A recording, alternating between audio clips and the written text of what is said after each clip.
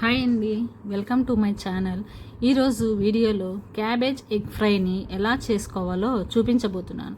చాలామందికి క్యాబేజ్ అంటే తినడం ఇష్టం ఉండదు.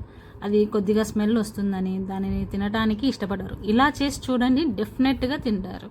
ముందుగా క్యాబేజ్ని తీసుకొని చిన్నగా కట్ చేసుకొని పెట్టుకోండి. తర్వాత 2 ఆనియన్స్ని 5-6 పచ్చిమిర్చిని కట్ చేసి పక్కన పెట్టుకోండి.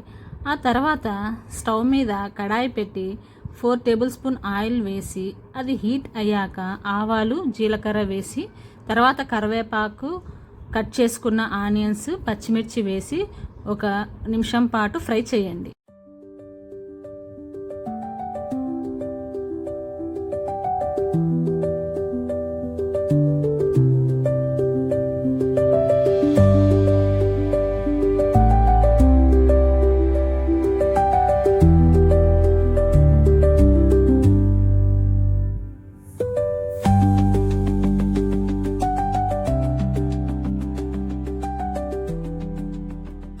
తర్వాత కట్ చేసుకున్న క్యాబేజ్ వేసి బాగా కలపండి.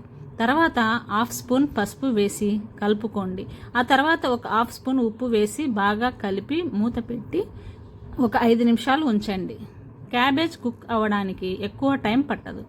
మూత పెట్టడం వలన కుక్ అయ్యేటప్పుడు క్యాబేజ్ నుండి వాటర్ వస్తుంది. సపరేట్గా కుక్ అవ్వడానికి వాటర్ పోయవలసిన అవసరం లేదు. అలా 5 మినిట్స్ కుక్ చేసిన తర్వాత ఎగ్స్ని ఇలా వీడియోలో చూపించిన విధంగా డైరెక్ట్గా పగలకొట్టి అందులో వేసి మూత పెట్టి 2 మినిట్స్ కుక్ అవ్వనివ్వండి.